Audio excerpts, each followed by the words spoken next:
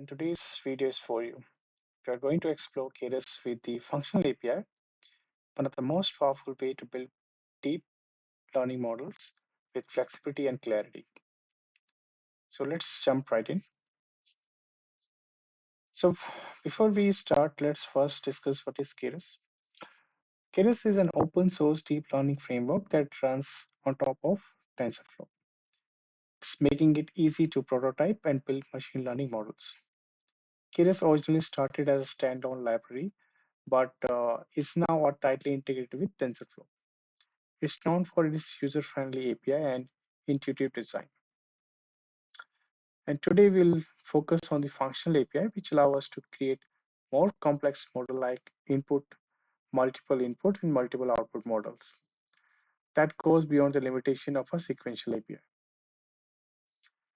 So before we dive into sequential API, let's quickly compare functional API. Let's quickly compare with simpler sequential API. The sequential API is perfect for the linear stack of layers where you add a layer one after another. But if you need a model that shared layers, multiple inputs or output, that's where the functional APIs comes in. The functional API let you build more complex architectures where layers can be connected with in a more flexible ways. Let's look at a real example now and see how functional API works. Let's start by importing the necessary libraries. We'll use the TensorFlows and Keras. So let me run this cell, and now instead of using the sequential, we are going to define input and output explicitly. Here's how we do it. First, we define the input shape using the input function. Then we build the network by chaining layers together. And finally, we create the model by specifying the input and the output layers. So let me run this cell. Next is training the model. So let's compile and train the model. We'll be using the binary cross entropy for binary classification problem and Adam optimizer.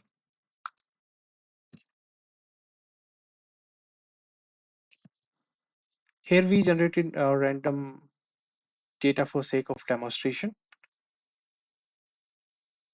Right? In the real scenarios, you would use actual data set like image, text, or time series data. So let's create a dummy data and train the model. So once your model is built, you can easily visualize the architecture using model.summary. Right? So let me run this.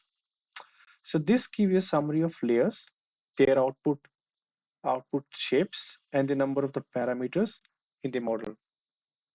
You can also visualize the model architecture using a flow chart as a flow chart using the plot model function. So to that, let's run this cell.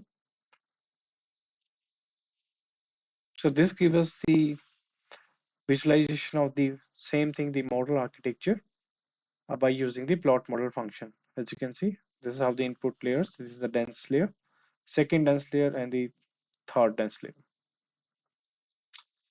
Now let's talk about the advantage of using the function API. The first one is the definitely flexibility.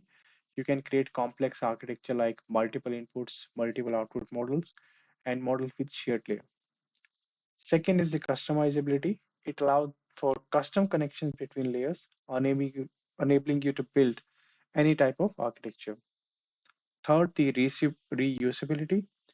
You can reuse layers of submodels, which is great for transfer learning or modular model design. And the fourth is the better debugging. With clear input-output connections, it's easier to debug and trace issues within the model. While the functional API is powerful, it does comes with a few drawbacks. The first one is the more complex. For simpler model, the sequential API is faster and easier. The functional APIs adds a bit of extra complexity.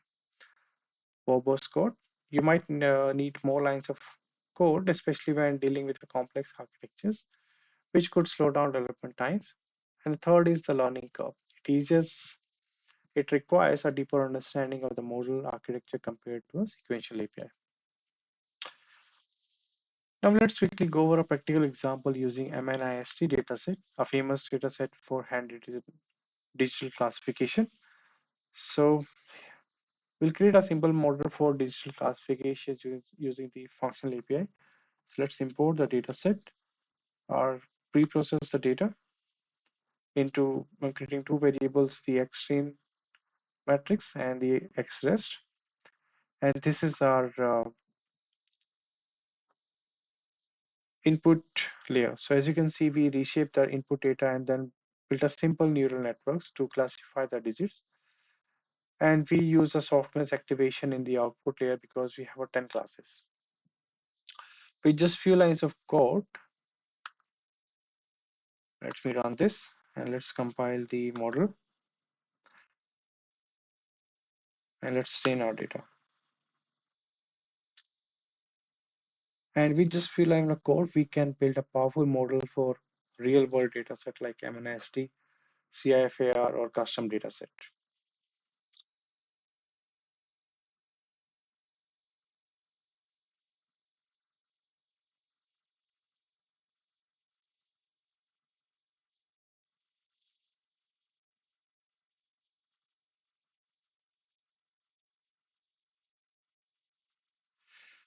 And again, if you want to see the summary and the graphical representations, you can use the model.summary, and for graphical representation, we can use the plot model function, which will give the same result as we have seen the above. So that's it. Today we explored the Keras Functional API and how it gives you the flexibility to build complex neural networks. We saw how it allows for multiple input and output models, shared layers, and more with details using example on MNIST. Remember, the functional API is the way to go when you need more control over your model architecture.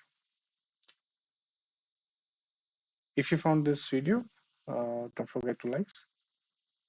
Thank you for watching. I will see you in the next one.